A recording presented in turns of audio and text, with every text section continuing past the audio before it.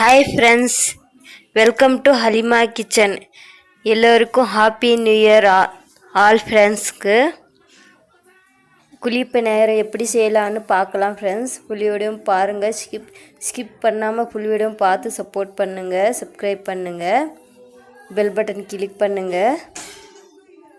எப்படி செய்யலான்னு இப்போ பார்க்கலாம் ஃப்ரெண்ட்ஸ். இட்லி மாவு இருக்குது இல்லையா, அதை எடுத்துருக்கேன். நல்லா இப்படி இவ்வளோ சைஸாக தண்ணி போட்டு நல்லா கலக்கி வச்சுக்கோங்க. இப்போ முட்டை ஒன்று எடுத்துருக்கேன், வெங்காயம் சின்ன சின்ன பீஸாக கட் பண்ணியிருக்கேன், கொத்தமல்லி கட் பண்ணி வச்சுருக்கேன், கருவேப்பிலை கட் பண்ணிக்கிறேன், உணர்ந்த மிளகாய் கட் பண்ணி வச்சுருக்கேன் 7-8, கேரட் 2 துருவி வச்சுருக்கேன் ஃப்ரெண்ட்ஸ். உங்களுக்கு பச்சை மிளகாய் வேணும்னு நீங்கள் அதிலும் போட்டுக்கோங்க.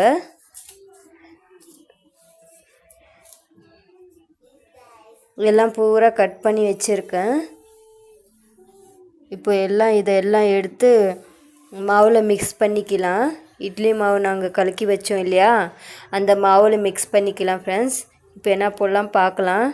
வெங்காயம் போட்டுக்கலாம், ஒரு பெரிய சைஸ் கட் பண்ணி வச்சுருக்கேன் அந்த வெங்காயம். உப்பு எவ்வளோ தேவையோ அவ்வளோ போட்டுக்கோங்க. கேரட்டுக்கு துருவி வச்சுருக்கேன், அதுவும் போட்டுக்கலாம். கொத்தமல்லி போட்டுக்கலாம் ஃப்ரெண்ட்ஸ்.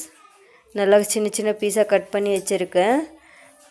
கருவேப்பிலை போட்டுக்கலாம் ஃப்ரெண்ட்ஸ். ஒரு 2-3 கொத்து கட் பண்ணி வச்சுருக்கேன் சின்ன சின்ன பீஸாக. வளர்ந்த மிளகாய் நான் எடுத்துருக்கேன், நீங்கள் பச்சை மிளகாய் எடுத்துக்கோங்க ஃப்ரெண்ட்ஸ். முட்டை ஒன்று தான் எடுத்துருக்கேன், உங்களுக்கு வேணும்னா நீங்கள் 2 போட்டுக்கலாம், 2-3 நல்லா இருக்கும் இன்னும். எல்லாம் போட்டு நல்லா மிக்ஸ் பண்ணிக்கோங்க ஃப்ரெண்ட்ஸ். சப்போர்ட் பண்ணுங்கள் ஃப்ரெண்ட்ஸ், ஃபுல் வீடியோவும் பார்த்து சப்போர்ட் பண்ணுங்கள். பாருங்கள், நல்லா மிக்ஸ் பண்ணிட்டேன் நான். இப்போ ஸ்டவ் ஆன் பண்ணி ஒரு குழிப்பணியாரம் தவை வச்சு அதில் எண்ணெய் ஊற்றிக்கலாம் ஃப்ரெண்ட்ஸ். ரைட் ரவுண்டாக எண்ணெய் கொஞ்சம் ஜாஸ்தியாக ஊற்றிக்கோங்க, அப்போ தான் நல்லா குழிப்பணியாரம் எடுக்க முடியும். எல்லா குழிப்பணியாரம் போட்டுக்கோங்க. மாவு நாங்கள் கலக்கி வச்சோம்ல, இந்த மாவு போட்டுக்கோங்க. இப்போ எண்ணெய் ஊற்றிக்கோங்க. இப்போ திருப்பிக்கோங்க ஃப்ரெண்ட்ஸ். பாருங்கள், ஈஸியாக வருது. இப்படி திருப்பினா பாருங்கள், இப்படி ஈஸியாக திருப்பிக்கோங்க. ஒரு 5 நிமிஷம் வேகட்டும் ஃப்ரெண்ட்ஸ், அதுக்கப்புறம் திருப்பிக்கோங்க. ஜாஸ்தியும் வைக்காதுங்க, ஸ்பீடாக கேஸு எல்லாம் கரிஞ்சிடும். கொஞ்சம் ஸ்லோவாக வைங்க, ரொம்பவும் ஸ்லோவும் வேணாம். கொஞ்சம் திருப்பி வச்சு திருப்பும் 5 நிமிஷம் வேகட்டும். உள்ளெல்லாம் வேகணும் இல்லையா, அதுக்காக. அது இல்லைன்னா இதாக இருக்கும், மாவாக இருக்கும். அதுக்காக நல்லா வேக வச்சுக்கோங்க. வச்சு எடுத்து ஒரு பிளேட்டில் மாற்றிக்கோங்க ஃப்ரெண்ட்ஸ்.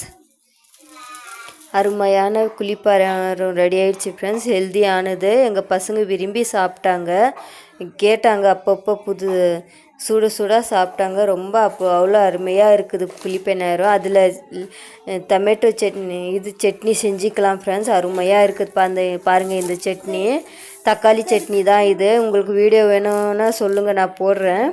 அருமையான தக்காளி சட்னி, அதுக்கும் இதுக்கும் சரியாக ஆகுது. குழிப்பணியாரத்துக்கும் தக்காளி சட்னிக்கும். புளியோடையும் பாருங்கள், சப்போர்ட் பண்ணுங்கள், சப்ஸ்கிரைப் பண்ணுங்கள், லைக் பண்ணுங்கள், ஷேர் பண்ணுங்கள், பெல் பட்டன் கிளிக் பண்ணுங்கள் ஃப்ரெண்ட்ஸ்.